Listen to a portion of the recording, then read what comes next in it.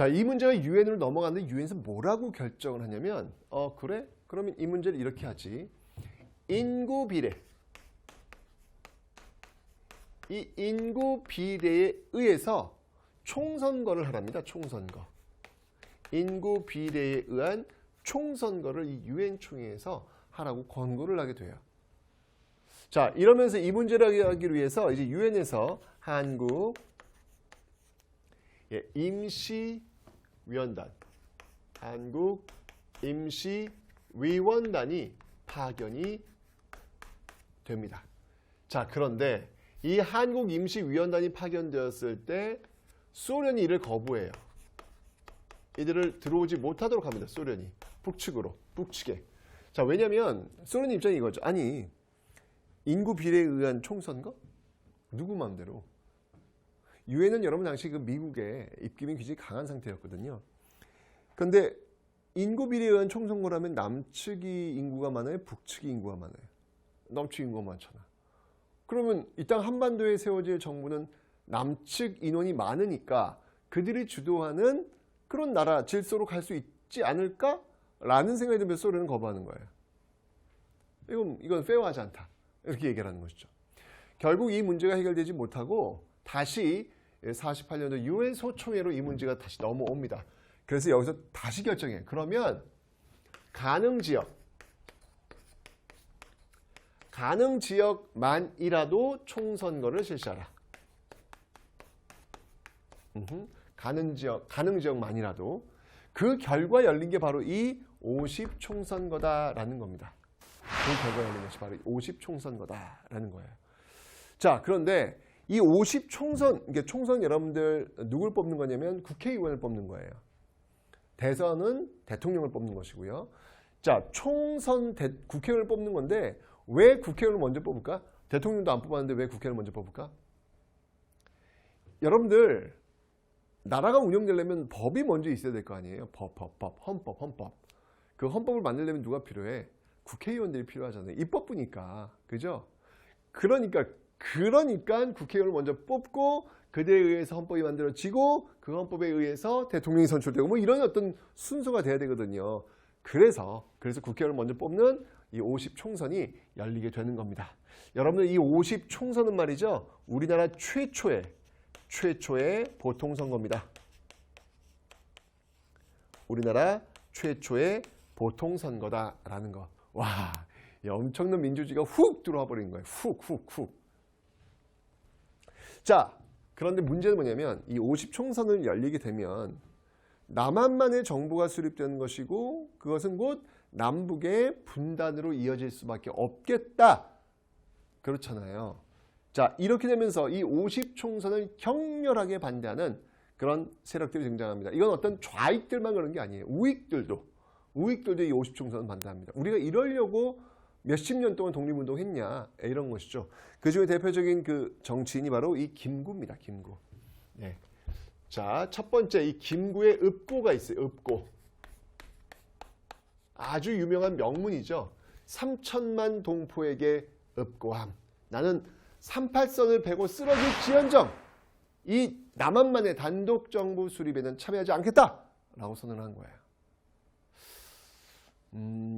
우리가 알고 있는 정말 존경에 맞지 않는 그런 어떤 정치인 김구의 모습이 우뚝 솟아오르게 되는 어떤 그 시점이 바로 이 김구의 3천만 동포에게 읍고함과 그의 실천이 아니었을까라는 생각이 들어요. 김구의 읍고뿐만 아니라 여러분들 이때 너무 또 가슴 아픈 사건이 벌어지죠. 바로 이 제주 4.3 사건. 제주 4.3 사건도 있습니다. 자, 이 제주 4.3 사건은 뭐냐면 여러분 당시 그 좌익 세력들이 50총선이 열리게 된다고 할 때 격렬하게 반대하거든요. 그 반대하는 좌익 세력들을 소탕하고 잡아들이기 위해서 경찰과 군인들이 투입됐는데 이 과정에서 민간인들까지 막 죽여버리는 거예요. 결국 대한민국 정부 대통령이 사과했고요. 지금은 특별법, 이들의 어떤 그 명예회복이라든지 보상을 해주기 위해서 이런 특별법, 이런 것들이 지금 제정이 되고 있습니다. 그런데 어쨌건 간에 여러분들 이 50총선은요, 이 제주도에서는 이런 제주 4.3 사건 때문에 일부 지역에서는요, 이 총선이 치러지지 않아요. 일부 지역에서, 제주도 일부 지역에서는 치러지지 않고 있더라. 이게 바로 제주 4.3 사건이 되겠습니다. 그 다음에 여러분들 세 번째로는요, 이 김구, 백범 김구가 계속 움직입니다. 이렇게 읍고가 있을 뿐만, 이야기 3천만 동포에게 이야기했을 뿐만 아니라 직접 움직여요. 직접. 예, 갑니다. 북한으로 갑니다. 이게 뭐냐면 바로 남북 협상이라는 거예요. 남북 협상. 자, 이 남북 협상은 여러분들 누가 갔냐면 백범 김구 그리고 김규식. 1944년 대한민국 임시정부 개헌하면서 주석 김구, 부주석 김규식이었잖아요. 이제 그들이 다시 또 손을 잡고 북한으로 갑니다. 누구를 만나러? 김일성을 만나러. 당시 그 소련의 영향력 하에 거의 뭐 정부를 수립한 거나 마찬가지인 어떤 그런 단계로 지금 착착착착 밟고 있는 이 김일성을 만나러 가는 거예요. 그러면서 열렸던 어떤 그런 회의가 뭐냐면 남북, 하여튼 남북이라는 단어가 들어가면 이건 무조건이야. 남북 여러 정당, 남북 제정당 사회단체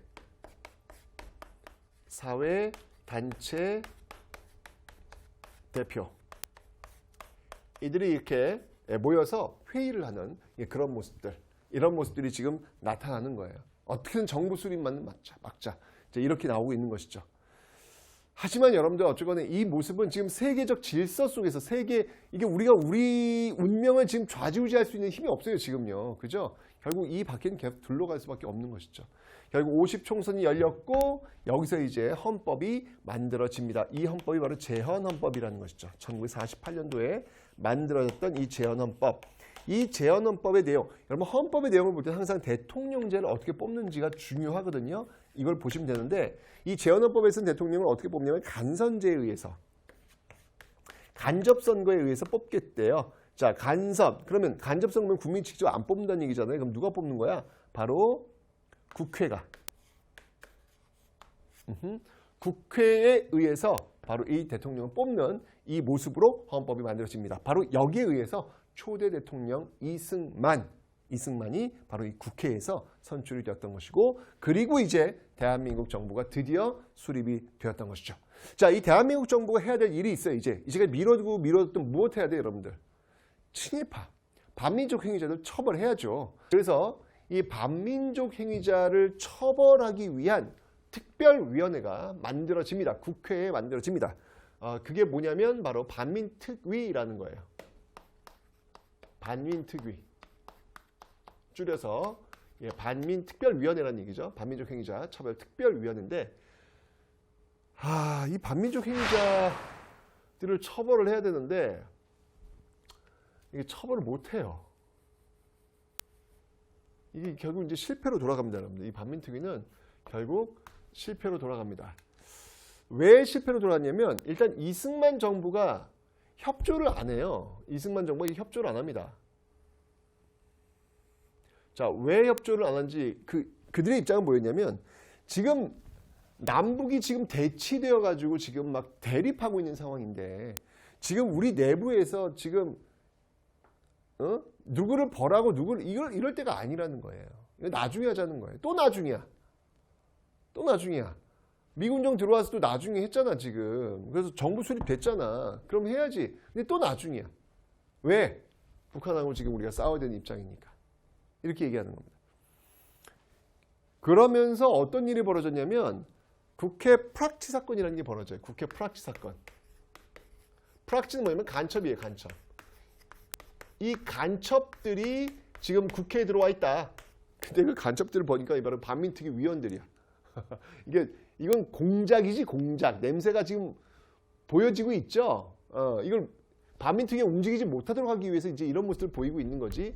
결국 공소시효를 축소해가지고요. 공소시효를 축소해가지고 이 반민족 행위자들을 처벌하지 못하도록 해놨습니다. 이건 반민특위를 결국은 해체를 시켰고요. 그 다음에 이제 이 또 해야 될 일이 뭐가 있었냐면 바로 이 농지개혁입니다. 농지개혁. 토지를 나눠줘야 되는 것이죠. 저건 제가 경제 파트 가면 한번 할 건데 이거 농지개혁은 성공을 합니다. 이 대한민국 정부가 해야 될 일, 반민특위와 농지개혁 이런 것들은 지금 다 국회에서 이제 입법을 해가지고 이 정부의 주도에 의해서 지금 움직이고 있는 어떤 그런 내용들이다라는 것이죠. 자, 어쨌건 이 대한민국 정부가 수립되었고요.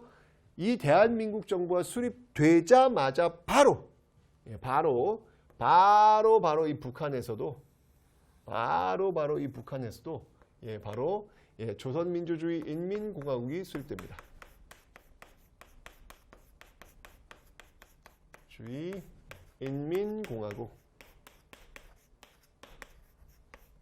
인민공화국이 수립되더라. 이러면서 이제 완벽하게 남과 북의 서로 다른 정부가 들어서게 되는 결과를 가져오게 된 것이죠. 이것이 이제 동족상전의 비극 6.25로 이어지게 됩니다.